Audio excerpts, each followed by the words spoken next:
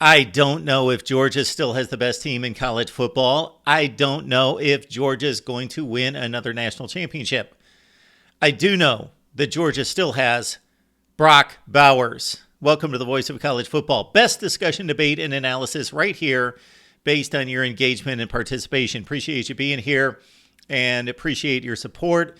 Let's dive into Auburn and Georgia. The Bulldogs pull out the win, down 10-0, down 17-10 in the fourth quarter.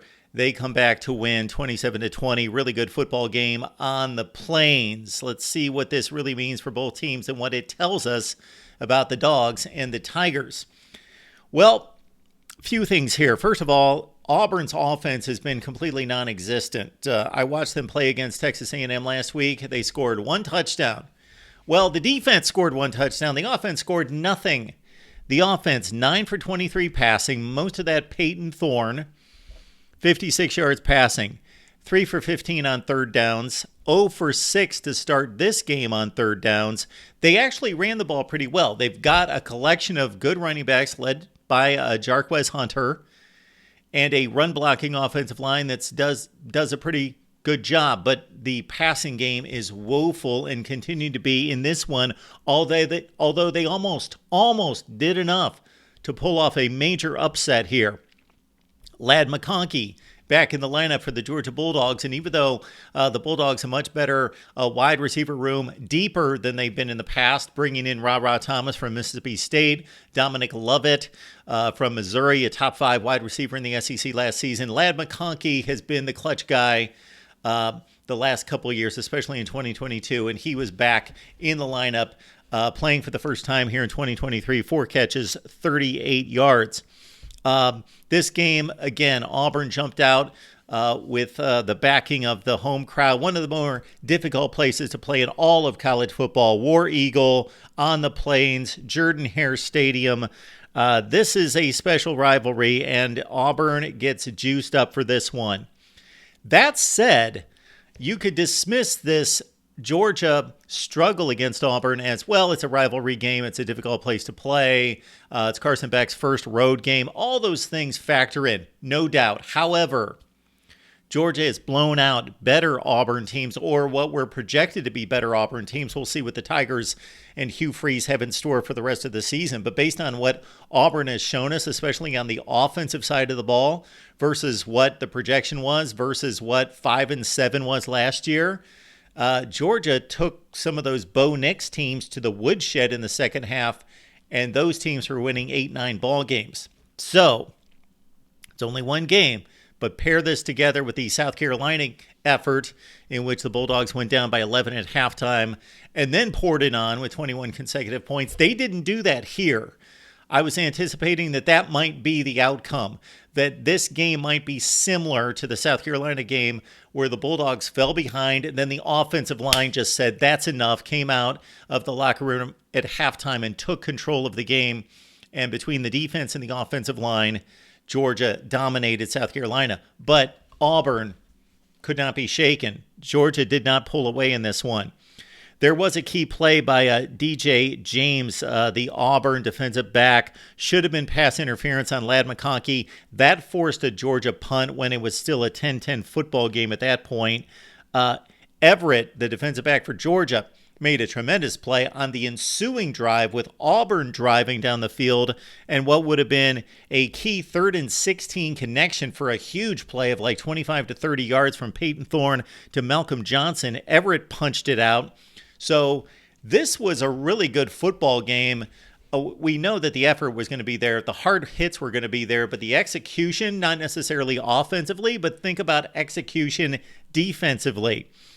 Georgia finally got it going. They were down 17-10. Of course, this was the drive of the game. Down 17-10 at their own 2-yard line.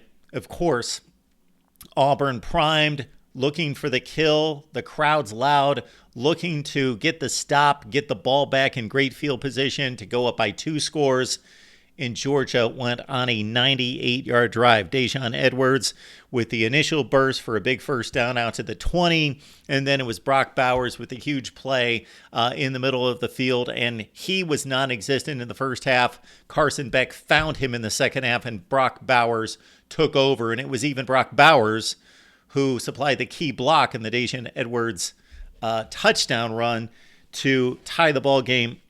With 1 minute left in the third quarter, it's 17. Auburn's pass offense, we talked about what they failed to do against Texas A&M. They have been so anemic that if you go back 3 weeks, did not complete a pass of more than 15 yards against Cal, against Texas A&M, and then throughout most of this game against Georgia. And somehow they were staying in this game. The defensive effort for the Auburn Tigers was exceptional. Auburn came down, kicked a field goal. Again, short passing game, running game was working pretty well. This Georgia defense is really good, really talented. NFL players all over the place. Not dominant.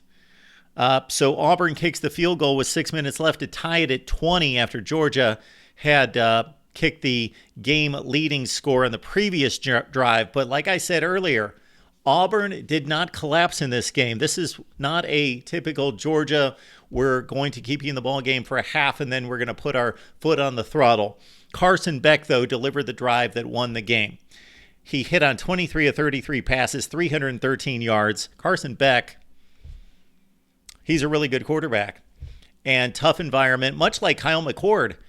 Think of his situation on the road for the first time in a hostile environment, Indiana, hostile environment, and Carson Beck gets the job done as well. But again, it was the security blanket of Brock Bowers, back-to-back huge catches. The second one, well, the first one was a 3rd and long in which Brock Bowers separated, and he was in the middle of the field, and he knew how to play the zone, and he breaks free and presents a great target, and they complete the 3rd and long conversion. Then the very next play, Brock Bowers in the middle, tremendous hands catch, and then he just, can you imagine trying to bring that guy down in the open field when he's got a head of steam? No, the Auburn Tigers can't imagine because they didn't do it, and that was the game winner, 27-20. Auburn had plenty of time to mount a drive. I can't say that I had a whole lot of confidence in their passing attack to get it done. Peyton Thorne did complete a 22-yarder to Rivaldo Fairweather. 22 yards. Bing, bing, bing, bing. More than a 15-yard pass play for Auburn. Good for them.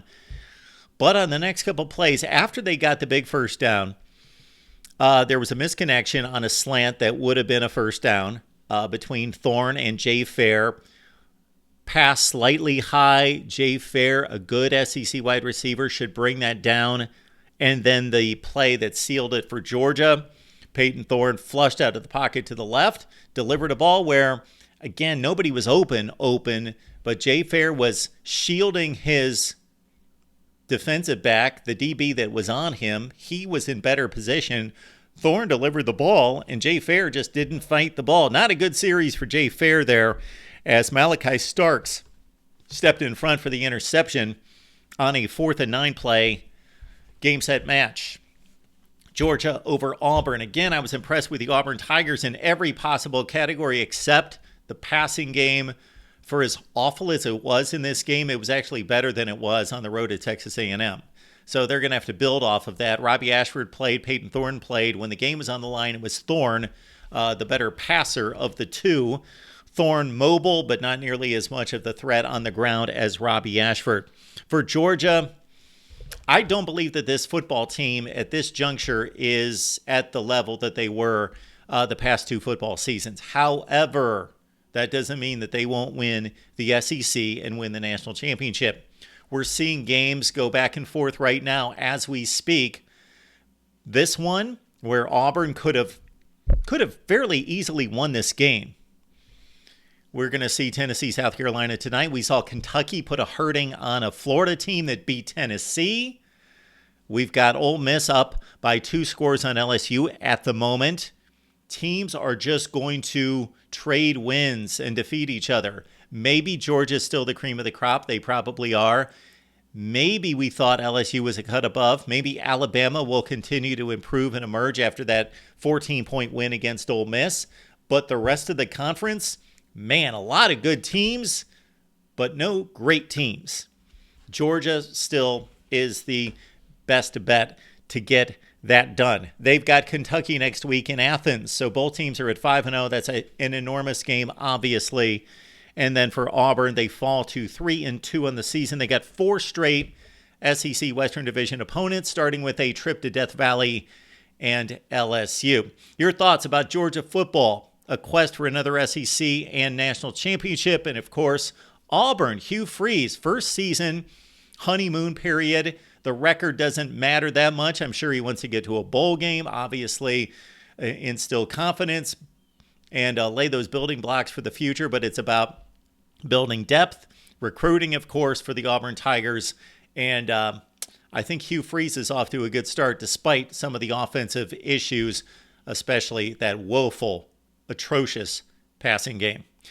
Your thoughts right here at the Voice of College Football. We will see you tonight with our call-in show that we deliver for you every weekend. The weekend wrap-up show, Saturdays at 11:30 Eastern Time. Give me a call. We'll talk college football.